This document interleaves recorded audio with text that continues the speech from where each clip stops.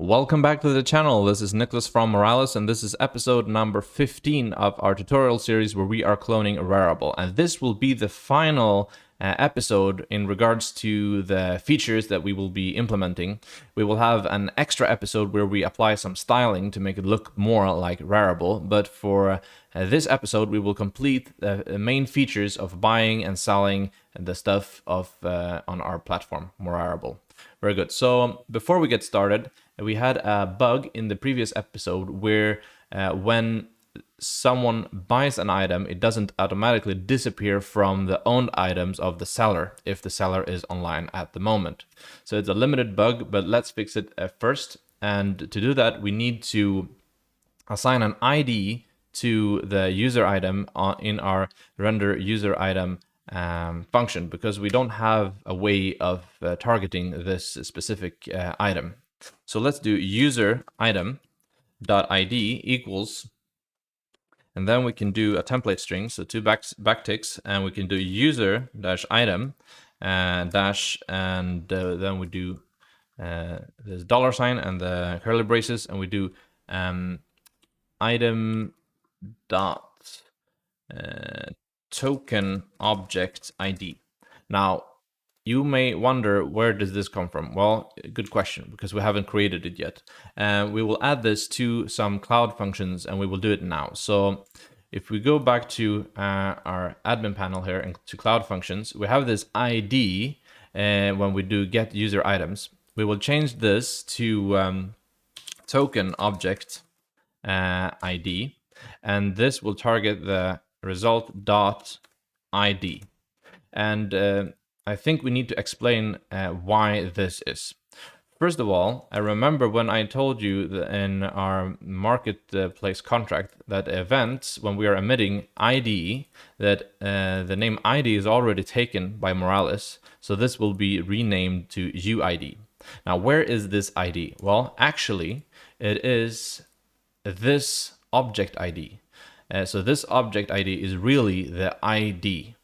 It just says object ID. So whenever you want to get whatever is in this column, you reference it by ID. And this is on the top level of the object. It's not inside the attributes. So that's why we are writing now the object that we're referencing .id. This is referencing the object ID of the token. So that's why we're calling it token object ID, and we can access it by typing ID. Okay, so let's include this in the other cloud functions as well. So we have to select also the token.id. Token.id. So this is the object ID of the token. We include that, and we also need to specify it in the end object that we are pushing. So let's do here, and then we can do token object ID. We give it the same name because we will reference it by this name on many different places later. So we do the token, not attributes, skip the attributes, and we do ID. And we do the same down here for the get items in single item, token.id. And copy this, we do token object ID. And then we skip the attributes as above, and we do ID. Very good. So this is enough for the cloud functions, the changes that we need to make. And let's go back to our JavaScript code.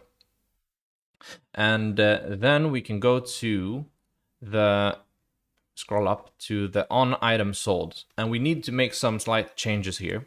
First of all, we need to, inside here in the sold item, we can check, we can move this up actually one step like this, change places, and this check if this is the user buying it. We do inside the sold item. We check sold item, and then we check the buyer, and then inside here we do the rendering. So we render the sold item, the render user item. And the reason why we move this out is that we are going to use this item down here now. So we do const user item listing, And now we want to access this listing that we now made a reference to in when we are rendering the user item. So let's do document.getElementById, and we use this structure that we defined. So user dash item dash, and then we use the item dot object token object ID, like this. And then we check, did we get an item back? Did we find this user item listing? If we found it, then we want to remove it. So we do user item listing, the user item listing dot parent node dot remove child, the user item listing, like this. So this is enough for the on item sold. And then we need to do similar things on the on item added. And what we want to do here is that we want to, when we check here, inside this one, we want to get the element again. So let's copy this here. And if we have the element, we want to remove it, because when we load the page, we are also loading the items owned by the current user. If the user then sells the item or puts it up for sale, it will now trigger this function. And we want to add some more information now to that listing, and we don't want any duplicates. So we need to remove the old one first, and then we can add the new one. So that is what we're doing now. So we are removing that one, and we are then rendering the item, and then we're returning. So that's it for this one. We're just making sure that we don't get any duplicates. Okay, let's go down to the render user item. Where's this render user item? Okay, and let's see. Render user item, good. And up here, we do the same thing. So we copy this, and instead of removing anything, we just return. So in case that we try to render and it already exists, then we just skip. Because if we want to replace this, then it should already be removed by the other function first. So if we get here, then we should return, and we shouldn't make a duplicate. So that's enough for this one.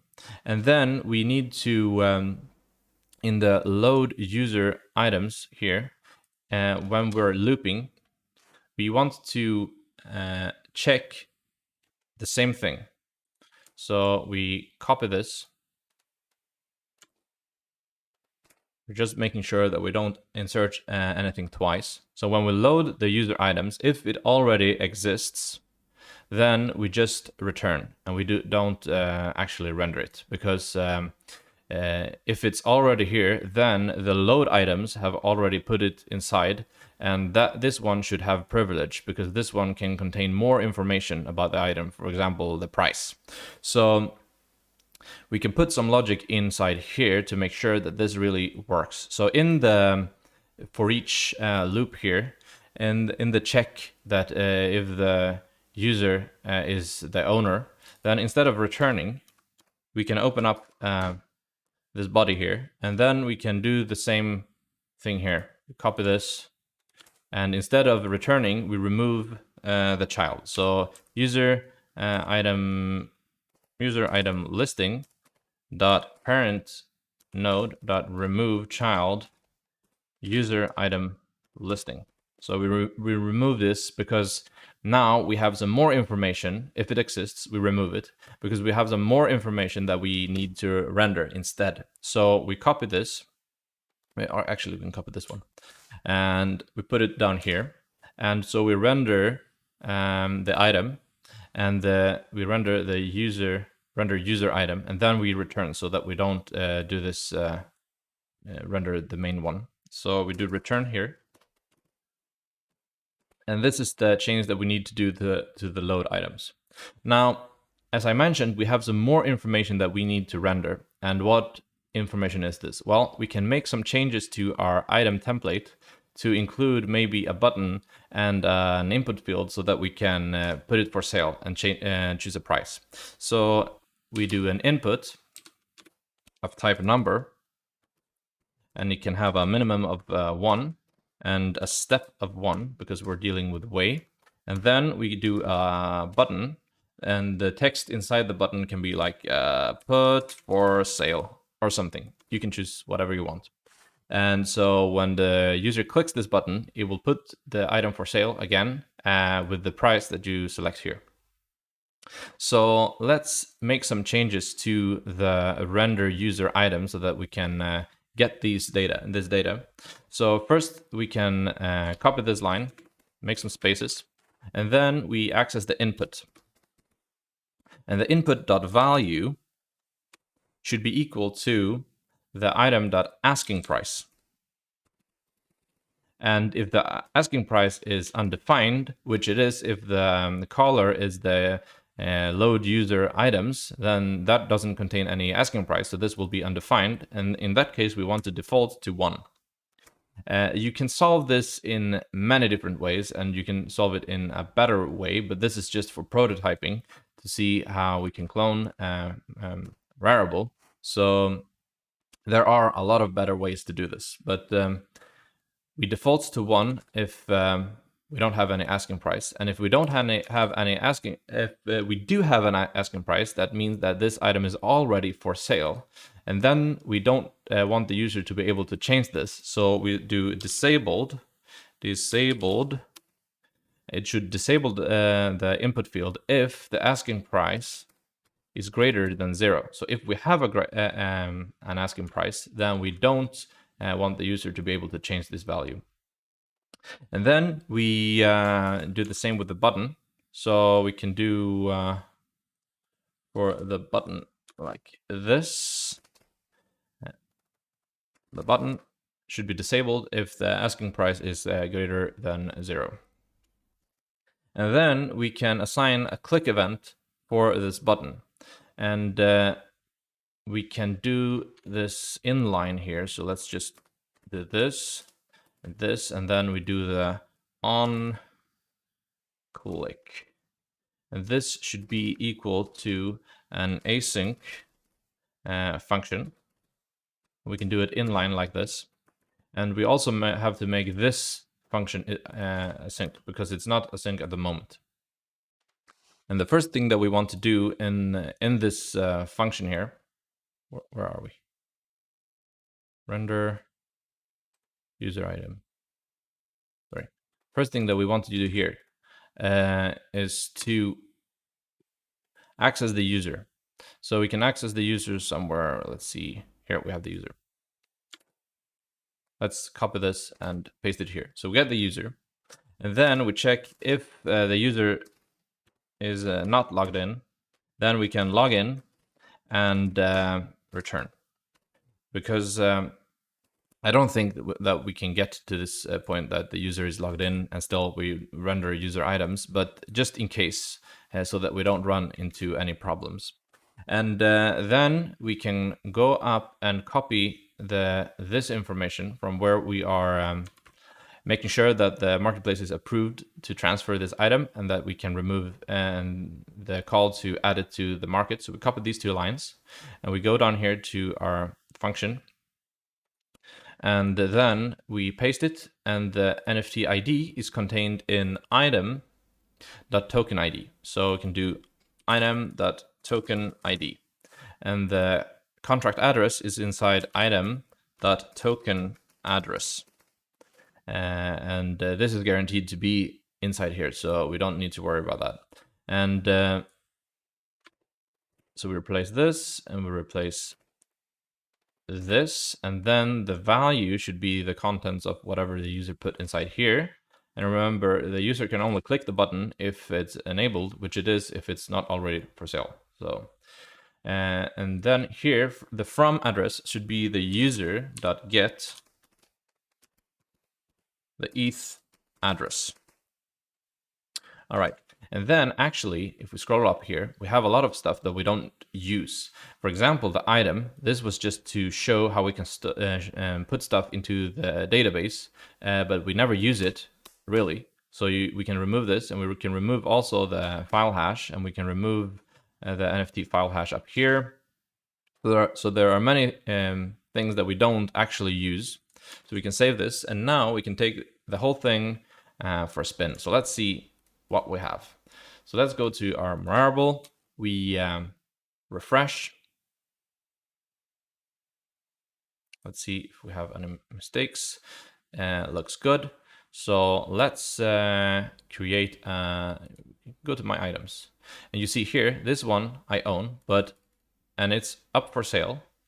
So if we go here and we refresh, you can buy this for this price. This is the one. But if we go back here, then it just shows that it's for sale, because this is disabled, and we see the price that someone can buy it for. And if we now buy this, like this, it disappears and it appears inside this one. So it's really nice. It's really nice. And these ones are not for sale, for example. These are ones that I have bought from before. So let's say that you want to sell my face for like this. We put for sale. And then it asks, can we put this for sale? Yes, we can. And this is for putting it to the marketplace. And let's see. Update. It doesn't show here. It shows here that it's already for sale. If we go to this place now, you see that we can buy it. So this completes the main features of the marketplace. So we can buy, we can create stuff, we can sell stuff, we can resell stuff, we can we can do a lot of things. So this shows how you can really use Moralis to make this kind of marketplace. And we've covered a lot of things. We've covered the Web3, the objects, the users, the queries, the live queries, cloud functions. We've covered triggers. We've covered files. So we've really shown how you can use the SDK in various aspects of it. So I hope you've enjoyed it, and I hope that you've learned a lot.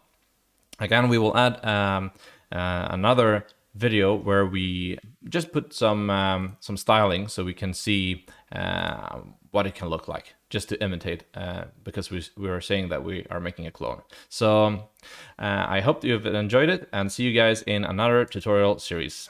Take care.